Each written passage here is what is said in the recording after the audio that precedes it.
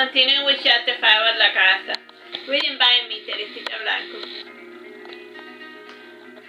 One night when Alonso was walking home, he was made by the dogs.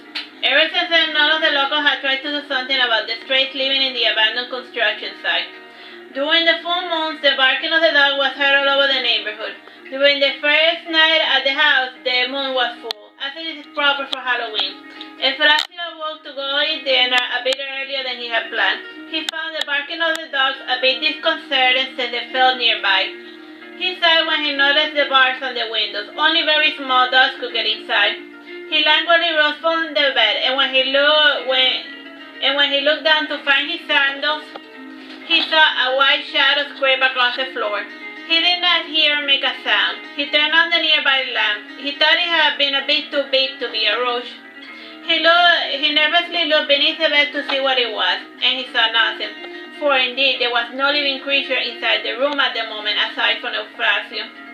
The lights from the lamp flickered a bit, and since Eufrasio had seen a lot of horror movies featuring freaking lights, he knew that it was silly to imagine that he could see dead people. In the end, he concluded that it was his eyes playing tricks on him. The following morning, it was Angelica and Lucero's birthday. The mother had ordered a 2-tier cake with plenty of frosting.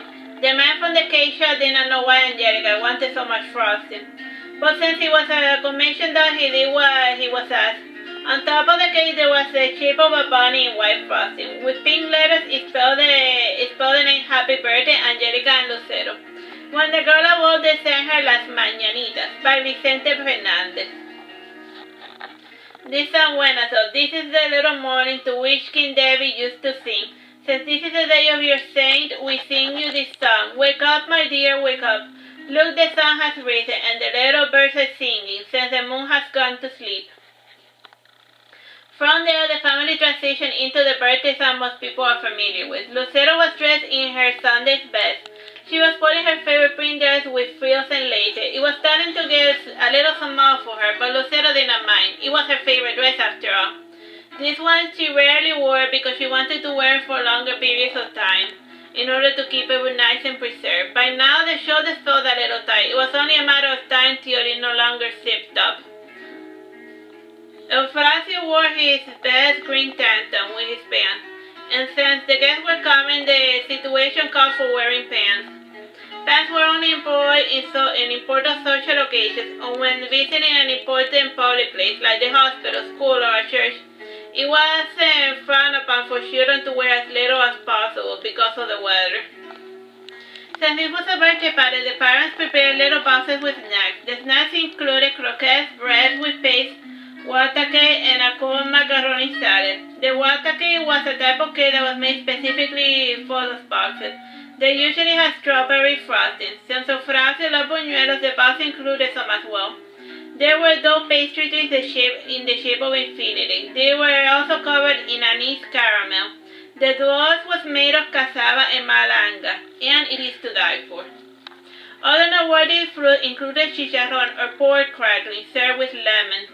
For drinks, they shouldn't have Coca-Cola. Coca-Cola was a rare treat indeed, not easily acquired. The smell of the food alone was enough to get all of the local children to attend. The parents also came in order to get some free food. As for the family member, the only family member who lived nearby was Ricardo. He was Eduardo's half-brother from his father's side. He lived a block over with his wife and his only daughter. He made sporadic appearances here and there, only to be somewhat of a nuisance. The last time Eduardo had seen his brother, Ricardo had come to take his fan. Why did Ricardo take the fan? Nobody knows. Angelica had been with Charlotte at the moment, and it didn't suit her to have any type of argument. Angelica regretted the fact that the bastard Ricardo lived so close to her. Still, he was family, and thus she had to tolerate the man because family must stick together and all that type of nonsense. This was the first time Lucero and Eufrasio had met their cousin Jana Maria. Jana Maria was the same age as Eufrasio, only that she was shorter than Lucero. To Lucero, Jana Maria was like a living doll. She had porcelain white skin, blue eyes, and curly blonde hair. She reminded Lucero of the Barbie that her neighbor owned and that she had not been allowed to play with. Her fair complexion was a sore spot for Ricardo, who fancied that his daughter Jana Maria was not his own. Since she was so shorter and she resembled a lot, Lucero warmed up to her cousin pretty quickly. Eufrasio, though, thought well of his cousin. He thought that his sister was a good judge of character. If Lucero got along with Jana Maria, it meant that she was a good person. Among the other people of the party there were Eufrasio's good friend, the penguin and Yuri. The penguin's real name was Gibor, but everyone just called him the penguin because of his sharp nose and his straight black hair. The three of them met in school 2 years ago, and since they were regularly bullied, they formed a bit of a posse to fight back. Still, there were 3 against 7, so they were not making any significant progress against their bullies. The penguin was doing well, but since he had a low meat diet, he was not putting on any muscle. As for Yuri, he had gotten some large food from the state. He had altered them to add a metal plating inside the shoe. This would give his kids an extra hug. The bully problem was a work in process, and it was a localized problem. Some of the rest were even at Lucero's birthday party. Under the watchful of their parents, they behaved themselves. Angelica was aware of the bully problem. She hadn't been bullied herself back in school, and she thought that she could bribe the brats with food and games by having them feel included. Back when she had been in school, Angelica had bullied others because of food reasons. She figured that if Eufrasio's enemies were fed, they would back away. As for Eufrasio, he was dealing with his bully problem by raising his tolerance to pain. He was trained by having his sister kick him over and over again, and she at other times would scratch and bite him. He had always instructed not to hurt his sister, and so his sister's behavior had gotten a little out of hand over a short couple of months. The party itself went uneventful, and a few kids suffered a minor injury when a doughnut fell on his feet, and another person had a plate fall on their feet. The games played by the children were tag and hide and seek. There were plenty of places to hide, and Lucero was lost from sight for half an hour when she hid inside the bookshelf. She was eventually discovered by her father, who was looking for her to cut the cake. Picking her up, he brought her to the kitchen table to face the cake. They sang to her happy birthday and they took a couple of photos. Since the films were hard to come by, Eduardo had to make them count.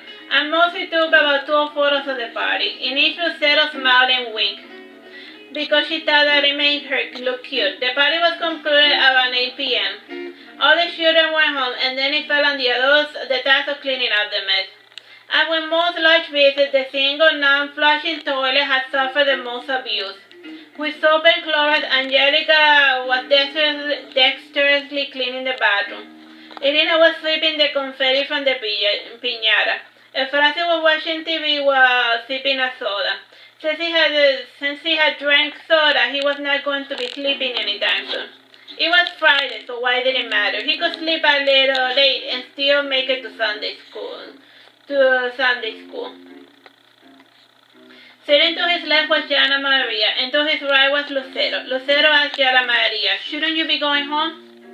"I can stay a little longer. My parents don't care either way," said Jana Maria. "Whatever, dude," said Lucero, putting on one of the sofa pillows close to her face. Normally she would be in the rocking chair. Still, since they were watching a scary movie, she did not want to face it alone.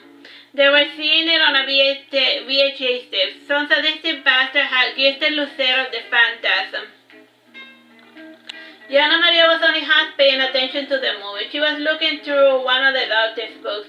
It featured photos of genetic malformity. Eufrasio was more used to horror movies.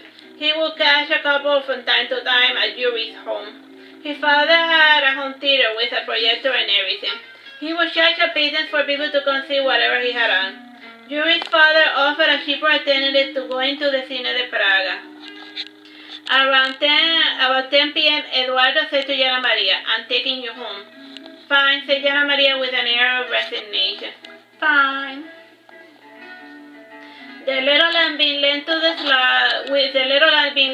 slaughter, Eduardo walked the girl home. The two did not say much to each other. Jana Maria was afraid of Eduardo. The reason was somewhat rather stupid.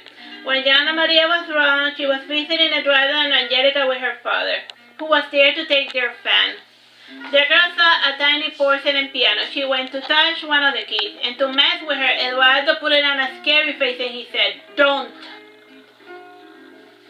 The suddenness of it made the girl start crying. Ever since then, she was a little on edge whenever she was near Eduardo. Eduardo had not been to his brother's house in quite a bit. He was both surprised and a little disappointed when he saw the state of the house. A couple of years back, Eduardo had given his brother a large part of land and some money and building materials to have him build himself a home. Eduardo's brother, Ricardo, had used the cement to build a stupidly large foundation. It was the type of foundation one found in a skyscraper. After using up most of the cement, all he was able to do was build a bathroom, a skinny hallway, a kitchen, and a single bedroom. The rest of the land was being employed to house a birdhouse. Ricardo made his money by fixing television and selling the birds he caught. He was supposedly in the construction process. Still, all he did was for his daughter to shovel dirt from one part of the garden to another. Such pointless tasks were enough to drive one to insanity. And indeed, Jana Maria was suffering from delusional psychosis. She would block out or suppress all the time that her father had beaten her within an inch of her life. And when asked about him, she would always speak of him with the utmost praise that nobody believed. This was the only way she maintained a happy disposition, by being in denial of her situation. Eduardo was relieved to see that Ricardo was passed out drunk on a chair in the garden. After delivering the girl, he left without looking back. Along the way, he passed an abandoned construction site. He heard the barking of dogs. This made Eduardo run. Since he ran, a pack of dogs started to follow, but only until he reached the end of the block. The strays never lingered past their territory. The end of the chapter.